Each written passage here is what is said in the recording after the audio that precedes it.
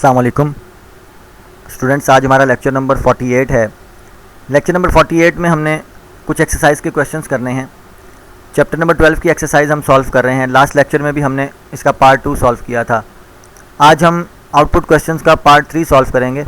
Part 3 में question number 1, question number 2 और question number 3 के आउटपुट क्वेश्चन हमने सॉल्व करने हैं। तो स्टार्ट करते हैं आपकी बुक की एक्सरसाइज में से। देखें, पार्ट 3 हमने स्टार्ट करना है, डिटरमाइनिंग द आउटपुट। तो इसमें क्वेश्चन ये है कि predict the output of the following code, कि आपने ये कोड लिखे हुए हैं और इनकी आउटपुट बतानी है। वैसे यहाँ पर आउटपुट जो है वो गिवन है, लेकिन हमने इसको एग्जीक्यूट करके देखना है कि क्या ये आउटपुट वाकई ही इस तरह से आ रही है। आपको इसकी वर्किंग का पता होना चाहिए। तो सबसे पहले स्टार्ट करते हैं। देखें, अगर ये आपके पास 3 स्टेटमेंट्स गिवन हो, इंटीजर n, फॉर लूप लगा हुआ है n = 5, n is greater then = 1, n minus. देखें, डिक्रीमेंट हो रहा है और उसके बाद लूप की बॉडी के अंदर एक स्टेटमेंट है प्रिंट एफ n, वो n को प्रिंट कर रहा है। तो सबसे पहले हमने स्टार्ट कैसे करना है। देखिए, n = 5, n को 5 से इनिशलाइज किया। कंडीशन चेक करनी है, n इज़ ग्रेटर दैन = 1, क्योंकि n 5 है तो ग्रेटर दैन = 1 है, तो कंडीशन ट्रू हो जाएगी। कंडीशन के ट्रू होने पर वो बॉडी में एंटर होगा। बॉडी में देखें n प्रिंट कर दिया जाएगा। अब n प्रिंट होगा तो मतलब n 5 है, तो देखें सबसे पहले 5 प्रिंट हो जाएगा। आंसर में आप देख सकते हैं कि 5 लिखा हुआ है। उसके बाद n को प्रिंट करने के बाद वो डिक्रीमेंट की तरफ जाएगा। अब n माइनस मतलब n 4 हो जाएगा।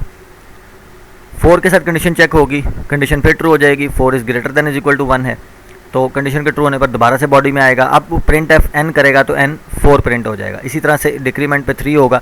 ये साइकिल चलता रहेगा और जब n कम होता 1 तक आएगा तो 1 के साथ कंडीशन चेक करें, 1 इज़ ग्रेटर दैन = 1, तो कंडीशन फिर ट्रू होगी और फिर 1 प्रिंट हो जाएगा। देखें, लास्ट में 1 प्रिंट हुआ। उसके बाद जब n को मज़ीद डिक्रीमेंट करेंगे तो n 0 हो जाएगा। अब 0 के साथ कंडीशन चेक करेंगे, n इज़ ग्रेटर दैन = 1। अब कंडीशन फॉल्स हो जाएगी क्योंकि 0 जो है वो ग्रेटर दैन = 1 नहीं है, तो यहाँ पर प्रोग्राम जो है वो या लूप जो है वो टर्मिनेट हो जाएगा। तो देखें आउटपुट क्या बनेगी, 5 4 3 2 1। तो ये आपने बड़े ध्यान के साथ प्रोग्राम को एग्जीक्यूट करना है और ये आउटपुट आपने लिख देनी है। उसके बाद बी पार्ट देखें, x = 10 है। अब यहाँ पर आपको कंफ्यूज करने के लिए देखें, उसने फॉर लूप के अंदर, क्योंकि x जो है काउंटर वेरिएबल है और आपको पता है कि फॉर लूप में काउंटर वेरिएबल का इनिशियलाइजेशन जो है वो बॉडी फॉर लूप के सामने की जाती है। देखिए, उसने सबसे पहले x = 10 कर दिया, हालांकि इसकी ज़रूरत नहीं थी। अब फॉर लूप में उसने x = 8 किया है, तो जो x = 10 उसने किया था वो ख़त्म हो जाएगा। मतलब x की जो लेटेस्ट वैल्यू है 8 है, यानी कि 8 से ही लूप स्टार्ट होगा। और उसके बाद कंडीशन है x इज़ ग्रेटर दैन = 1 और x माइनस। अब देखें, x ने 8 से स्टार्ट होना है और 1 तक जाना है, जैसे यहाँ पर 5 से स्टार्ट होकर 1 तक गया था। और प्रिंट में क्या करना है, x प्रिंट नहीं करना बल्कि x मॉडुलस 2 प्रिंट करना है। मतलब हर दफ़ा x को मॉडुलस लेके 2 के साथ फिर प्रिंट करना है। तो सबसे पहले स्टार्ट करते हैं। देखें, x = 8 है, कंडीशन चेक करेंगे, 8 is greater then = 1, condition true हो जाएगी, बॉडी में आ जाएगा। बॉडी में x मॉडुलस 2 करना है। अब देखें, x जो है वो 8 है, तो 8 मॉडुलस 2 लें। जब 8 का मॉडुलस 2 लेंगे तो वो 0 आएगा। तो देखें, सबसे पहले 0 प्रिंट हो गया है आंसर में। उसके बाद उसके बाद x माइनस डिक्रीमेंट हो जाएगा 7। अब 7 के साथ कंडीशन चेक होगी, 7 is greater then = 1, condition true होने पर बॉडी में आएगा। अब 7 मॉडुलस 2 लिया जाएगा, क्योंकि x की वैल्यू 7 है तो वो 1 आएगी। आप 7 मॉडुलस 2 करें तो वो 1 ही आएगा, तो 1 प्रिंट हो जाएगा। इस तरह से ये लूप चलता रहेगा। 6 के साथ 1 प्रिंट होगा, फिर उसके बाद 5 4 3 2 1, इस तरह से मॉडुलस लेता रहेगा और 0 1 0 1 0 1 इस तरह से प्रिंट होगा और आपके आंसर इस तरह से स्क्रीन के ऊपर डिस्प्ले हो जाएगा। उसके बाद इसका पार्ट सी है। यहाँ पे देखें, x = 5 है, y = 3 है। ये 2 उसने वेरिएबल्स डिक्लेयर किए। उसके बाद डू वाइल लूप के साथ ये प्रोग्राम किया है। अब देखें, डू की बॉडी के अंदर 2 स्टेटमेंट्स हैं। एक है x = x × 2, एक है y = y + 2। तो देखें, यहाँ पर 2 वेरिएबल्स की इनिशियलाइज करने के बाद हम डू की बॉडी में आ जाएंगे। अब ये दोनों स्टेटमेंट्स एग्जीक्यूट होंगी। x × 2 करें, x की वैल्यू 5 है तो 10 हो जाएगी और इस x में सेव हो जाएगी। देखें, 5 × 2 10 जो है वो x में सेव हो जाएगा। अब याद रखना है कि x की लेटेस्ट वैल्यू 5 नहीं, अब 10 हो चुकी है। उसके बाद y को देखें, y = y + 2 का मतलब है कि y + 2 करें पहले। y की वैल्यू 3 है तो 3 + 2 होगा 5 जो है वो y में सेव हो जाएगा। अब x और y की वैल्यूज़ चेंज हो चुकी हैं, मतलब x की वैल्यू 10 हो चुकी है, y की वैल्यू 5 हो चुकी है। ऊपर वाली वैल्यू जो है वो ख़त्म हो गई हैं। अच्छा, उसके बाद कंडीशन चेक होगी, क्योंकि आपको पता है कि डू वाइल लूप के अंदर कंडीशन बाद में चेक होती है। अब while y is less than 7 condition check होगी और आप ये देखें कि कंडीशन के बाद ये जो प्रिंट एफ की स्टेटमेंट है इसका लूप की बॉडी से कोई ताल्लुक नहीं है, क्योंकि लूप की बॉडी ऊपर है जिसमें ये दो स्टेटमेंट्स हैं। ये जो प्रिंट एफ एक्स लिखा हुआ है सबसे लास्ट में, ये उस वक्त प्रिंट होगा जब लूप टर्मिनेट हो जाएगा, तो फिलहाल इसको तो हम छोड़ देते हैं। अब कंडीशन चेक करें, while y is less than 7, y is less then y की वैल्यू अभी हमने काउंट की थी जो कि 5 हो गई थी, तो 5 is less than 7 condition true है, दोबारा से लूप की बॉडी में चला जाएगा। अब लूप की बॉडी में जाकर दोबारा से वही काम, x मल्टीप्लाई 2 करेगा, x की वैल्यू लेटेस्ट 10 है, 10 मल्टीप्लाई 2 20 हो जाएगा और वो x में सेव हो जाएगा। अब देखें x की वैल्यू 10 से 20 हो चुकी है।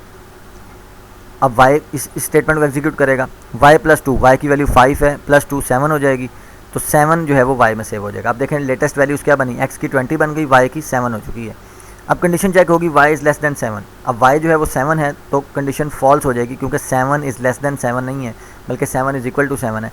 तो कंडीशन फॉल्स होने पर वो दोबारा से लूप की बॉडी में नहीं जाएगा, नीचे आ जाएगा, क्योंकि लूप टर्मिनेट हो चुका है। प्रिंट एफ एक्स, अब x की वैल्यू प्रिंट कर देनी है, और आपको पता है कि x की लेटेस्ट वैल्यू 20 है, तो 20 जो है वो प्रिंट हो जाएगा। इस तरह से आपने लाइन बाय लाइन एग्जीक्यूशन करनी है, और अगर आप तरतीब के साथ एग्जीक्यूशन इस तरह से करते रहेंगे तो बड़ी आसानी के साथ आप आंसर फाइंड कर सकते हैं।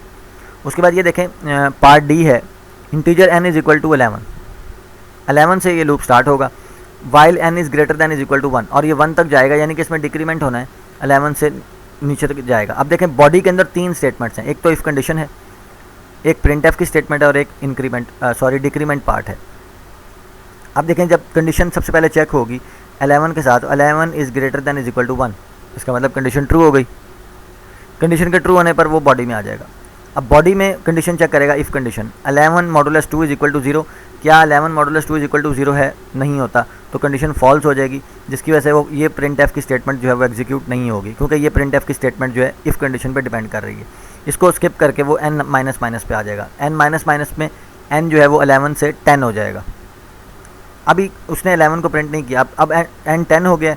अब दोबारा से कंडीशन चेक करेगा, 10 is greater than is equal to 1, condition true होने पर, लूप की कंडीशन ट्रू होने पर वो बॉडी में आ जाएगा। If n modulus 2 is equal to 0, अब n 10 है तो 10 मॉडुलस 2 इज इक्वल टू 0 का मतलब है कि ये कंडीशन ट्रू हो जाएगी, इसका मतलब ये प्रिंट एफ करेगा n, और प्रिंट एफ जब n होगा तो n की वैल्यू 10 प्रिंट हो जाएगी। ठीक, इसके बाद n माइनस माइनस 9 हो जाएगा।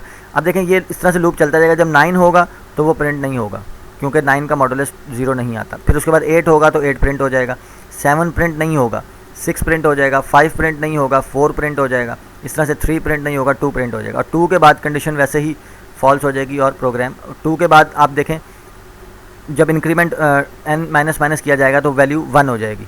अब 1 के साथ जब वो ऊपर जाएगा तो 1 इज़, ये लूप की कंडीशन तो ट्रू हो जाएगी, बॉडी में आएगा, लेकिन 1 मॉडुलस 2 इज़ इक्वल टू 0 नहीं होगा, इसलिए 1 भी प्रिंट नहीं होगा। और उसके बाद n माइनस माइनस 0 हो जाएगा। 0 के साथ जब वाइल कंडीशन चेक करेगा तो 0 के साथ वाइल कंडीशन ही फॉल्स हो जाएगी, वाइल लूप की बॉडी में एंटर नहीं होगा, और प्रोग्राम जो है वो टर्मिनेट हो जाएगा। तो देखें 10, 8, 6, 4, 2 ये वैल्यूज़ जो है वो स्क्रीन के ऊपर प्रिंट होंगी। उसके बाद ये देखें इनफाइनाइट लूप है, मतलब ये वो लूप है जो कभी ख़त्म नहीं होगा, 0, 1, 2, 3, 4, 5 और ये चलता रहेगा।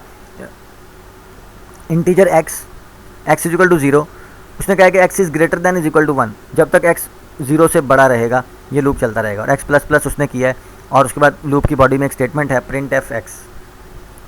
स्टार्ट करते हैं, देखें x इज इक्वल टू 0 है। अब 0 के साथ कंडीशन चेक करें, 0 is greater than is equal to 0, condition true हो रही है, नीचे आएगा x को प्रिंट कर देगा जो कि 0 प्रिंट हो जाएगा। फिर ऊपर जाएगा x को 1 कर देगा, 1 के साथ भी कंडीशन ट्रू हो जाएगी। देखें अब x बढ़ता जा रहा है और कंडीशन है x is greater than is equal to 0, तो x तो हमेशा 0 से ग्रेटर ही रहेगा, क्योंकि x बढ़ता जा रहा है, 1, 2, 3, 4 ऐसे x प्लस प्लस होता जाएगा और वो ऊपर की तरफ जाता जाएगा, और वो 0 से हमेशा बड़ा ही रहेगा। तो इसका मतलब ये लूप कभी भी ख़त्म नहीं होगा, 0 से ऑनवर्ड ये लाख करोड़ तक भी गिनती लिखता रहेगा। उसके बाद ये प्रोग्राम f प्रोग्राम जो है ये आपको ट्राई करेंगे, बिल्कुल इसी तरह से है, इनफाइनाइट लूप है, लेकिन उसने यहाँ पर प्रिंट क्या किया है, n इज इक्वल टू 9। अब उसके बाद n इज इक्वल टू 7। देखें यहाँ पर 2 डिक्रीमेंट हो रहे हैं। यहाँ पर देखें वो जब प्रिंट f करता है ना, n is equal to n को प्रिंट तो करता है लेकिन साथ में डिक्रीमेंट करता है। एक डिक्रीमेंट ये हो जाता है, और जब वो ऊपर जाता है लूप के स्टार्ट में तो एक डिक्रीमेंट यहाँ हो जाता है। देखें उसके बाद इसलिए वो 9 है, 9 के बाद 7 प्रिंट हो रहा है, फिर 7 के बाद 5, क्योंकि दो डिक्रीमेंट्स हो रहे हैं। एक डिक्रीमेंट प्रिंट एफ होने के बाद हो जाता है, दूसरा फिर ऊपर जाकर हो जाता है, इसलिए वो दो नंबर कम हो रहे हैं, 9, 7, 5, फिर उसके बाद n इज इक्वल टू 3 होगा। लेकिन ये लूप चलता रहेगा, इनफाइनाइट है, क्योंकि ये कंडीशन कभी भी फॉल्स नहीं होगी। उसके बाद क्वेश्चन नंबर 2 देखते हैं इसका। इसमें ये देखें करैक्टर वाला प्रोग्राम है, character C is equal to A, एक वेरिएबल है सी, उसमें उसने ए सेव करवाया।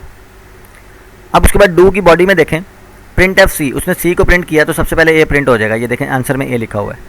उसके बाद C is equal to C plus 2 का मतलब है कि सी के अंदर 2 जमा करेगा।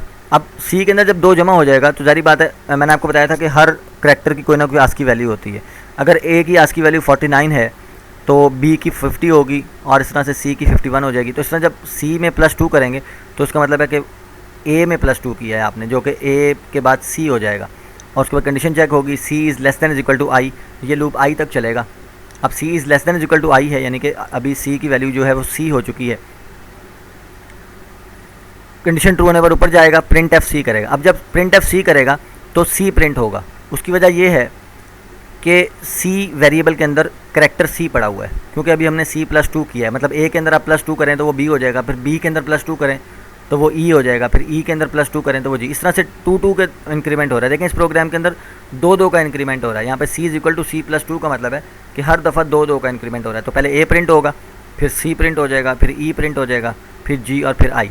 आई के प्रिंट होने के बाद लूप टर्मिनेट हो जाएगा, क्योंकि जब सी की वैल्यू आई से ऊपर चली जाएगी तो उस सूरत में देखें कंडीशन फॉल्स हो जाएगी और ये लूप टर्मिनेट हो जाएगा। उसके बाद कोई एक और प्रोग्राम ट्राई करते हैं। इसका ई पार्ट देखें, integer m is equal to 0, m is less than is equal to 10, m is equal to m+2। अब देखें m is equal to m+2, ये मैंने आपको बताया था कि असल में m is equal to m+2 का मतलब है कि 2 का इंक्रीमेंट हो रहा है। जैसे कि m++ है वो 1 का इंक्रीमेंट है। हम m++ को m is equal to m+1 भी लिख सकते हैं। तो अगर हमने 2 का इंक्रीमेंट करना है तो हम लिख सकते हैं m is equal to m+2। अगर 5 का इंक्रीमेंट करना है तो हम लिख सकते हैं m is equal to m+5। मतलब एक आइट्रेशन के अंदर 5 का इंक्रीमेंट होगा। अब देखें यहाँ पर 2 का इंक्रीमेंट हो रहा है। तो सबसे पहले m की वैल्यू 0 है, कंडीशन चेक होगी 0 is less than 10, condition true है, नीचे आ जाएगा और प्रिंट एफ m करेगा जो कि 0 है और वो प्रिंट हो जाएगा। 0 प्रिंट हो गया, उसके बाद इंक्रीमेंट की तरफ जाएगा। अब इंक्रीमेंट कितने का हो रहा है? 2 का। देखें m+2 का मतलब है 0 + 2, जो कि 2 हो के m में सेव हो जाएगा। अब m की वैल्यू 2 हो चुकी है, 2 is less than 10, condition true होगी, प्रिंट एफ m करेगा, 2 प्रिंट हो जाएगा। इस तरह से फिर इंक्रीमेंट 2 का होगा तो वो 4 हो जाएगा, फिर 4 के साथ कंडीशन चेक की जाएगी, कंडीशन ट्रू होगी, फिर वो m4 प्रिंट हो जाएगा। इस तरह से 2 के इंक्रीमेंट के साथ ये चलेगा। और जब m की वैल्यू 10 तक पहुंच जाएगी तो कंडीशन फॉल्स हो जाएगी। देखें 8 के बाद वैल्यू 10 हो जाएगी, तो 10 is less than 10, condition false है, तो उस सूरत में लूप टर्मिनेट हो जाएगा। तो ये आपके आंसर में आएगा 0 2 4 6 8। मतलब लूप ने 5 दफ़ा एग्जीक्यूट किया, 0 से 10 तक 5 दफ़ा एग्जीक्यूट इसलिए किया क्योंकि इंक्रीमेंट 2 का हो रहा था। अगर इंक्रीमेंट 1 का हम कर रहे होते तो ये लूप 10 दफ़ा एग्जीक्यूट होता, लेकिन ये लूप 5 दफ़ा एग्जीक्यूट हुआ है क्योंकि इंक्रीमेंट जो है वो 2 का हो रहा था। उसके बाद इसका पार्ट 3 है। पार्ट 3 में से कुछ क्वेश्चन ये आप ट्राई करेंगे। कोई क्वेश्चन हम इसमें से सॉल्व करके देखते हैं। फॉर एग्जांपल आप ये देखें, इसका पार्ट ई है, हम सॉल्व करते हैं। Integer number is equal to 3, एक नंबर वेरिएबल है उसमें 3 है। अब डू की बॉडी देखें, डू की बॉडी में उसने ब्रैकेट्स नहीं लगाई हैं। उसकी वजह ये है कि एक ही स्टेटमेंट है जो डू की बॉडी में है और वो है नंबर। उसके बाद देखें ये कंपाउंड असाइनमेंट ऑपरेटर लगा हुआ है और उसके बाद 2 है। उसके बाद वाइल कंडीशन है और वाइल कंडीशन के बाद ये एक स्टेटमेंट है। मैंने आपको बताया था कि वाइल कंडीशन, ये जो वाइल कंडीशन है ये डू वाइल की कंडीशन है और उसके बाद ये जो प्रिंट एफ आ रहा है इसका लूप की बॉडी से कोई ताल्लुक नहीं है। पहले आप डू वाइल को सॉल्व करते हैं। देखें सबसे integer number is equal to 3, number में 3 आ गया, डू की बॉडी में आ गए। अब ये 3 है और ये 2 है। अब ये 2 जो है जब नंबर में असाइन होगा तो मल्टीप्लाई होके होगा, 3 2s are 6, इसका मतलब नंबर में 6 हो जाएगा जब ये स्टेटमेंट एग्जीक्यूट होगी। क्योंकि मल्टीप्लाई का साइन है तो 2 जो है वो जब नंबर में आएगा तो मल्टीप्लाई होके आएगा, तो नंबर में 6 हो जाएगा। उसके बाद कंडीशन चेक होगी, while number is less than 48, तो नंबर में 6 है तो 6 इज़ लेस दैन 48 है, कंडीशन ट्रू हो रही है। कंडीशन के ट्रू होने पर दोबारा से बॉडी में जाएगा। अब ये दोबारा से 2 मल्टीप्लाई होगा 6 के साथ, तो 2 6 जार 12, अब नंबर में 12 हो जाएगा। अब 12 के साथ दोबारा नीचे आएगा, कंडीशन चेक करेगा, 12 इज़ लेस दैन 48, कंडीशन फिर ट्रू हो जाएगी, दोबारा ऊपर जाएगा। अब 12 मल्टीप्लाई 2 होगा 24, यानी कि नंबर वेरिएबल में अब 24 हो जाएगा, कंडीशन चेक होगी, 24 इज़ लेस दैन 48, कंडीशन फिर ट्रू हो जाएगी, फिर ऊपर जाएगा। अब 24 मल्टीप्लाई बाय 2 होगा तो 48 हो जाएगा।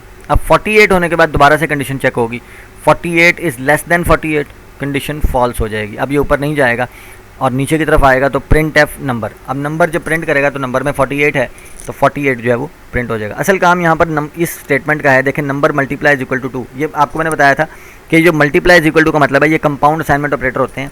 इसका मतलब ये होता है कि ये जो 2 है ये नंबर वेरिएबल के अंदर असाइन तो होगा लेकिन मल्टीप्लाई हो गए। तो नंबर वेरिएबल के अंदर पहले 3 था तो 3 और 2 मल्टीप्लाई हो गए, फिर 6 हो गया था, 6 और 2 मल्टीप्लाई हो गए 12 हो गया, फिर 12 ज़रब 2 हुआ तो 24 हो गया, फिर 24 ज़रब 2 हुआ तो 48 हो गया। और 48 के बाद वैसे ही वाइल कंडीशन फॉल्स हो जाएगी तो उस ऊपर जाएगा ही नहीं, यानी कि डू की बॉडी में नहीं जाएगा और लूप टर्मिनेट हो जाएगा। और टर्मिनेट होने के बाद प्रिंट एफ नंबर है तो वो नंबर जो है 48 स्क्रीन के ऊपर प्रिंट हो जाएगा। इस तरह से ये क्वेश्चन नंबर 1, क्वेश्चन नंबर 2 और क्वेश्चन नंबर 3 है पार्ट 3 का, ये आपने होमवर्क में भी सॉल्व करना है। ये सारे प्रोग्राम्स हैं, देखने में आपको लेंथी लग रहे होंगे लेकिन अगर आप इनको तरतीब के साथ, जिस तरह से मैंने आपको एग्जीक्यूशन बताई है, अगर आप एक एक स्टेटमेंट को तरतीब के साथ, सिंटैक्स के साथ उसको एग्जीक्यूट करेंगे तो आपको आसानी से ये आंसर्स का पता लग जाएगा। और फिर भी अगर कोई कन्फ्यूजन है तो आप उसको व्हाट्सएप ग्रुप में पूछें। जितनी ज़्यादा आप प्रैक्टिस करेंगे उतने ज़्यादा क्वेश्चन ये आपको अच्छी तरह से आ जाएंगे। प्रैक्टिस की इसमें ख़ास ज़रूरत है। कल इंशाल्लाह हम पार्ट 3 का क्वेश्चन नंबर 4, 5 और 6 सॉल्व करेंगे। जज़ाकल्लाह।